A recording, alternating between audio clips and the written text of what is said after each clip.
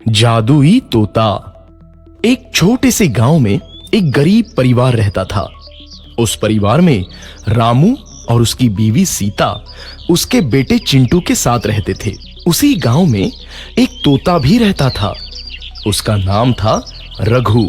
वो किस्मत का धनी था। जहां भी जाता वहां किसी भी चीज की कमी नहीं पड़ती थी। एक दिन रघु उड़ते उड़ते उस गरीब परिवार के घर गया। रघु सोचता है, अरे वाह, लगता है यहाँ आज बहुत अच्छा खाना मिलेगा। मैं पेट भर के खाऊंगा। वो एक कटोरी में रखे अमरूद देखता है। अरे वाह, अमरूद, मुझे तो ये बहुत पसंद है। मैं तो इसे पेट भर के खाऊंगा। रघु तोता अमरूद खाने ही लगता है। तभी सीता रघु को अमरूद खाते देखती है तो गुस्सा हो जाती है और उसे वहां से भगा देती है। भाग यहाँ से, न जाने कहां से आ जाते हैं। मैं तो परेशान हो गई हूं इनसे। सीता के भगाने के बाद रघु चुपचाप से एक कोने में रहता है। धीरे धीरे उस परिवार की बरकत होने लगती है। एक दिन रामू और सीता खाना खाते वक्त बातें करते हैं। आजकल हमारी बहुत तरक्की हो रही है, काम भी अच्छा चल रहा है। रामू कहता है।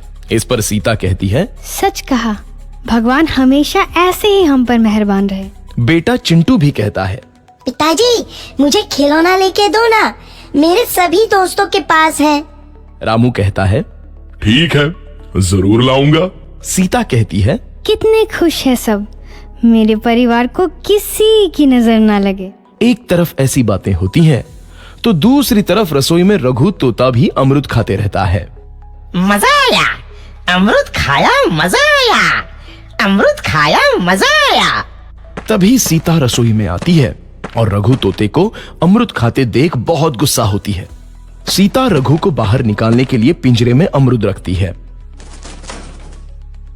रघु जब अमरूद खाने लगता है तो पिंजरे का दरवाजा बंद हो जाता है और वो उसमें फंस जाता है। मुझे बाहर निकालो, मैं यहाँ फंस गया हूँ, मुझे बचाओ। अगले दिन सीता पिंजरा उठाकर बाहर दूर उस रघु को छोड़ देती है। रघु के जाते ही उनके घर आई बरकत धीरे धीरे कम हो जाती है। उन्हें बहुत घाटा होता है। सीता कहती है, ये क्या हो रहा है, अचानक इतना कैसे बदल गया? अभी तक तो सब कुछ अच्छा चल रहा था। रामू कहता है, लगता है भगवान हम पर रूठ गए हैं। चिंटू भी कहता है, लगता है अब मुझे खिलौने भी नहीं मिलेंगे। और वो रोने लगता है और बाहर चला जाता है। कुछ दिन बाद रघु तोता फिर से उस घर में आता है। वापस आया, मैं वापस आया, अब मैं जमकर अमरूद खाऊंगा। रघु सीधा रसोई घर में चला जाता है और अमरूद खाने लगता है।